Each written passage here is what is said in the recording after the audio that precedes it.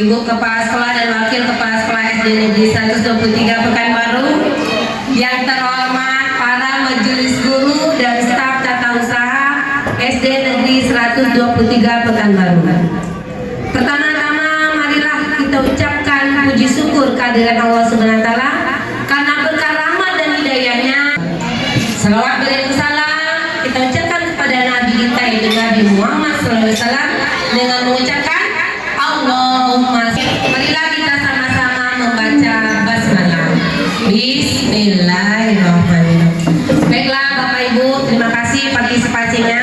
Itu hari ini saya akan menyampaikan yaitu aksi nyata modul 1.4 budaya positif, menyebarkan pemahaman dan penerapan budaya positif yang merupakan aksi nyata yang bisa lakukan calon guru penggerak angkatan 11 Pekanbaru SD Negeri 123 Pekanbaru.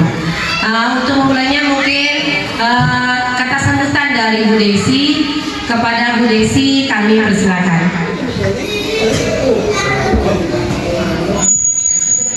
Assalamualaikum warahmatullahi wabarakatuh. Puji syukur kita panjatkan kehadirat Allah Subhanahu wa taala pada pagi hari ini kita masih diberikan kesehatan, tempat dan waktu sehingga kita dapat melaksanakan kegiatan kita yaitu Gombel Cerdas Ceria SD Negeri 123 Pekanbaru. Tidak lupa salawat beriring salam dengan Nabi junjungan kita Nabi besar Muhammad SAW dengan mengucapkan Allahumma sholli ala sayyidina Muhammad wa ala ali Muhammad. Hadir di tempat ini untuk mengikuti kegiatan Gombel yang ada di sekolah kita. Pada kesempatan pagi hari ini kegiatan Gombel akan disampaikan oleh salah satu guru kita yaitu Ibu Yulisa SPD, di mana beliau saat ini sedang mengikuti kegiatan sebagai guru penggerak. Jadi di sini saya juga mewakili dengan teman-teman mengucapkan juga terima kasih kepada Ibu Yulisa yang telah mau berbagi praktik baik dan juga mau memberikan ilmunya kepada kami semua yang ada di sini. Untuk itu marilah sama-sama kita dengarkan. Semoga apa yang nantinya disampaikan kepada beliau dapat dijadikan atau dapat bermanfaat bagi kita dan dapat kita terapkan di lingkungan sekolah bersama dengan peserta didik kita. Mungkin itu saja yang dapat saya sampaikan. Wassalamualaikum warahmatullahi wabarakatuh. Kabarnya kita ice breaking dulu ya Bapak Ibu ya. Siap Bapak Ibu untuk ice breaking? Yang mana di sini ice breaking adalah berhitung 1 sampai 6 dengan kedua tangan. Nah, begini arahnya Bapak Ibu. Kalau sebelah kiri, mana kiri? Kalau saya ini kiri saya. Ya, kiri Bapak Ibu, hitungannya 1, 2, 3, 4, 5, 6. Kalau sebelah kanan, tangan kanan, 1, 2, 2, 3, 4, 5, 6. Namun di sini yang membuat Bapak Ibu untuk konsentrasi kedua tangannya 1, 2, 3, 4, 5, 6. Bapak Ibu berdiri 2, 3, 4, 5, 6. Ingat tangan kiri hanya gini-gini. Makanya fokus konsentrasi. Kiri hanya gini, kanan 1, 2, 3, 4, 5, 6. Kiri hanya 1, 2, 3, 4, 5, 6. Yang konsentrasi. Bisa? Bisa ya? Ikuti saya. 1, 2, 3, 4, 5, 6. Konsentrasi. Ulangi bisa? 1, 2, 3, 4, 5, 6. 1, 2, 3, 4,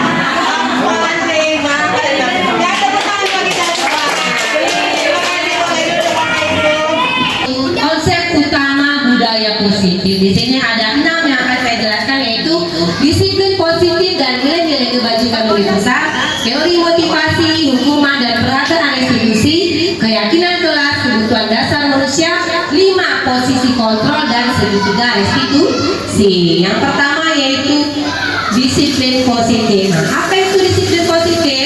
Yaitu adalah berasal dari kata disiplina, artinya belajar, yang mengacu pada disiplin diri yang memiliki tanggung jawab terhadap apa yang kita yakini.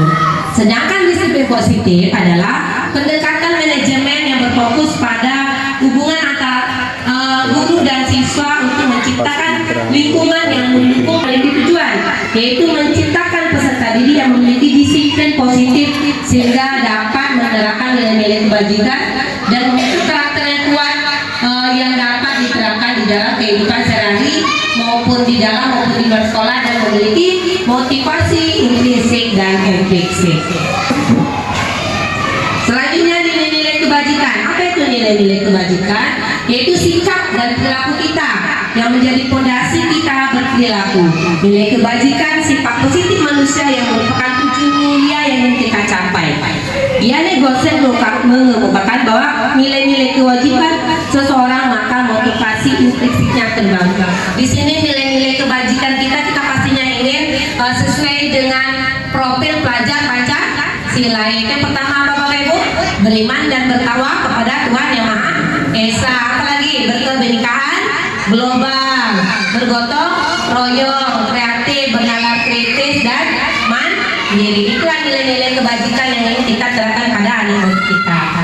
Selanjutnya Bapak Ibu, teori motivasi perilaku manusia. Teori ini ada 2, ada teori ekstrinsik dan intrinsik. Kalau intrinsik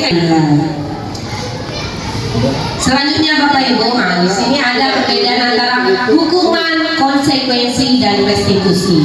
Kita ketahui kalau hukuman itu pastilah itu berbeda lagi Bapak Ibu, yaitu akibat logis dari tindakan siswa yang langsung dengan perilaku mereka. Sedangkan restitusi adalah proses menciptakan bagi murid untuk memperbaiki kesalahan sehingga mereka bisa kembali pada kelompok mereka dengan karakter yang lebih kuat.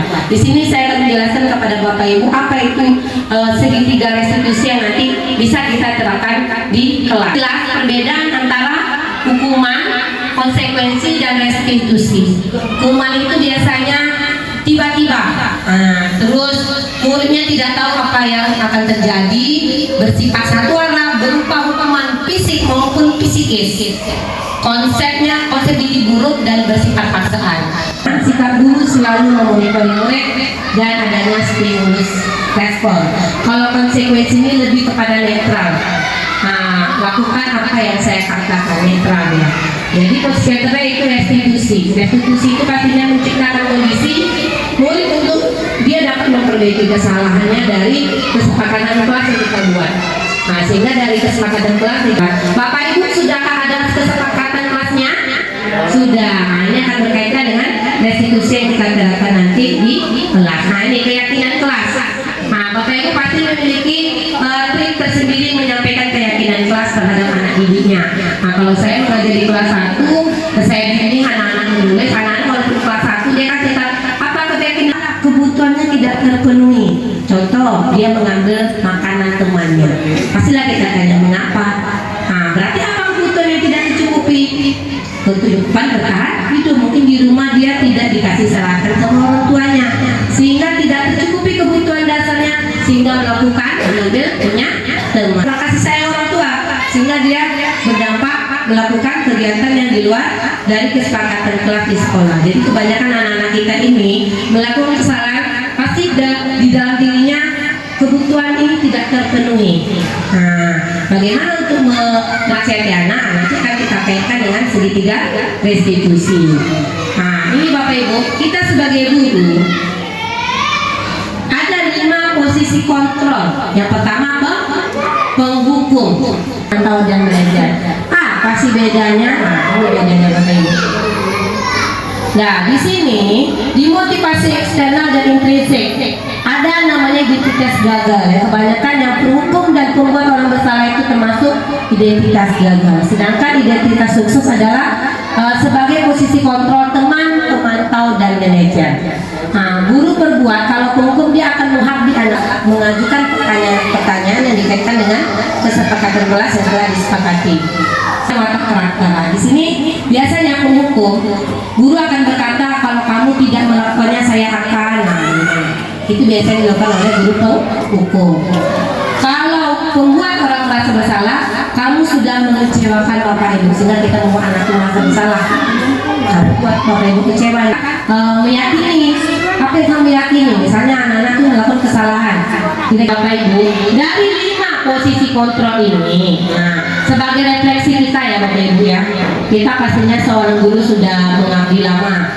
Pastilah bapak ibu bisa merefleksi diri kira-kira selama mengajar di kelas bapak ibu sudah menerapkan posisi kontrol yang seperti apa? Apakah sebagai teman, pemantau, manajer, penghukum, atau pembuat orang merasa bersalah? Mungkin bapak ibu bisa menuliskan di sini ya bapak ibu ya. Saya berikan stick note-nya, ditulis saja saya Juleika.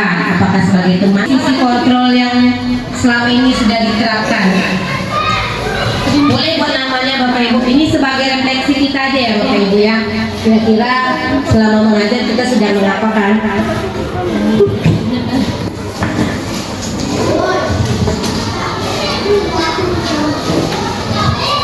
Nah, jadi kita bisa refleksi di sini aja nggak apa-apa.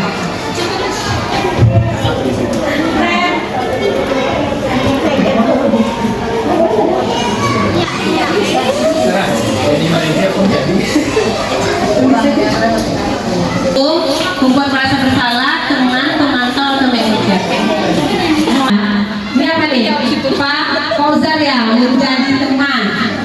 Pak Fauzan menjadi teman. Ini nggak ada namanya.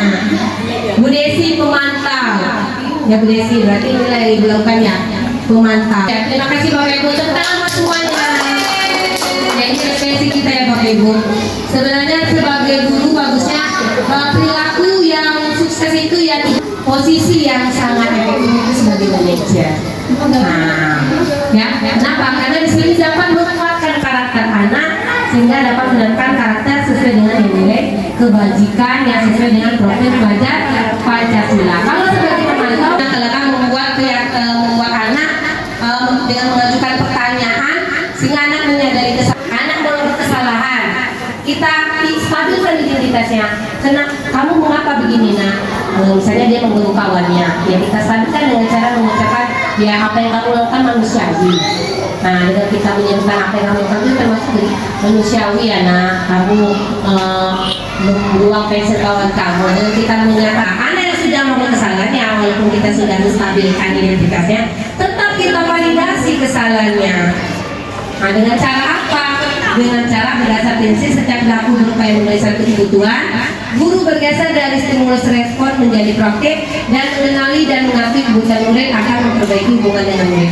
Biasanya validasi tindakan salah itu kita tanyakan kan, kira-kira yang kamu lakukan ya kita seorang guru membuat kesepakatan kelas.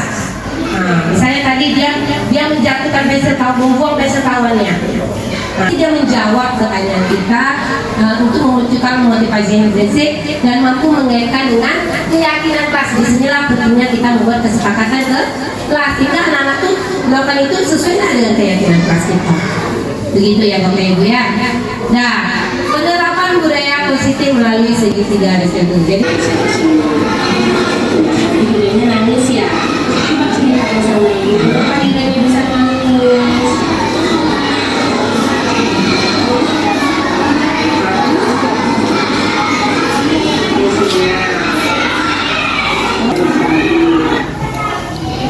Dan ingatkan segitiga restitusi yang bisa kita terapkan yang merupakan penerapan budaya positif.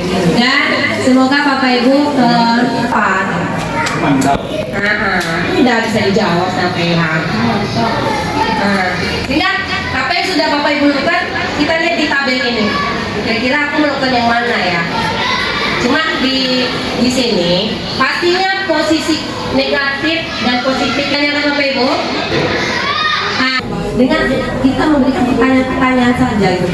Dan tadi sepenuhnya dari 5 kebutuhan dasar itu tadi yang kasih sayang. Nih ada 5 kebutuhan dasar. Nah, pasti anak-anak itu melakukan Negeri 1 tentang melibatkan pemahaman dan penerapan budaya positif. Demikianlah yang dapat saya sampaikan. Semoga apa yang saya sampaikan ini bermanfaat dan dapat diaplikasikan di kelas dengan mengaitkan dengan kesepakatan kelas. Jika ada salah kata, saya mohon maaf Bapak Ibu. Saya akhiri dengan wabillahi taufiq wal hidayah. Wassalamualaikum warahmatullahi wabarakatuh.